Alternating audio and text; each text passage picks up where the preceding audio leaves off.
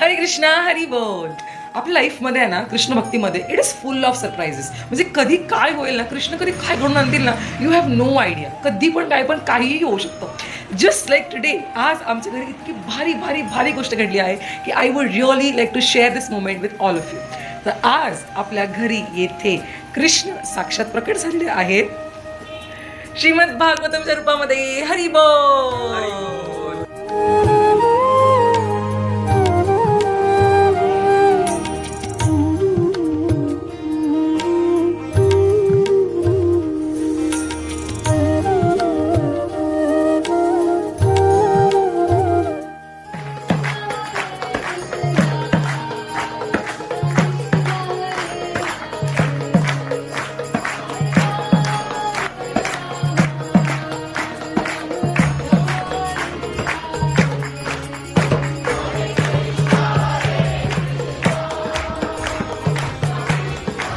हरे कृष्णा. दंडवत प्रणाम. तर आपल्या सर्वांना माहिती आहे की व्यासदेवांनी अनेक शास्त्रांची पुराणांची निर्मिती केली.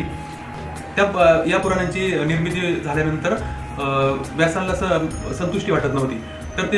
तर त्यानंतर त्यांनी त्यांचे गुरुदेव श्री नारद मुनी यांना भेटले आणि त्या असंतुष्टीचं कारण विचारलं. तर त्यावेळेस गुरुदेवांनी म्हणजे नारद मुनींनी व्यासांना सांगितलं की तू भगवंतांच्या लीलांचे गुणांचे वर्णन कर, त्यांच्या नामाचा महिमा, भगवंतांचा लीलांचं वर्णन कर. तर ह्या लीलांचं वर्णन केल्यानंतर तुला निश्चितच आनंद किंवा तू संतुष्ट होशील.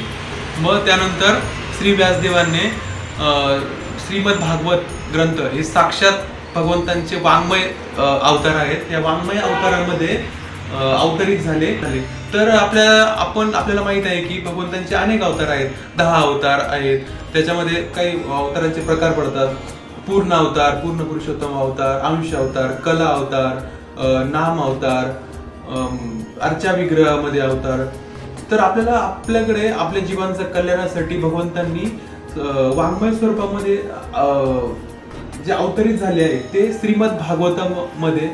श्रीमद भागवतम हे साक्षात भगवंत आहेत आणि त्या भागवतमचं आपण वाचन करून त्या श्लोकांचं उच्चारण करून आपण स्वतः भगवंतांच्या साक्षात सहवासाचा अनुभव घेऊ शकतो. हरे कृष्ण. तर आम्ही खूप खुश आहोत आणि खूप आनंदी आहोत की कृष्ण श्रीमद भागवतमच्या रूपामध्ये आमच्या घरामध्ये आलेले आहेत.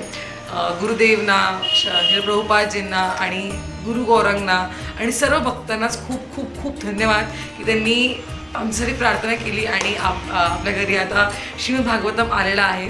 त्यामुळे thank you so much Krishna. Hari बोल. हरी बोल.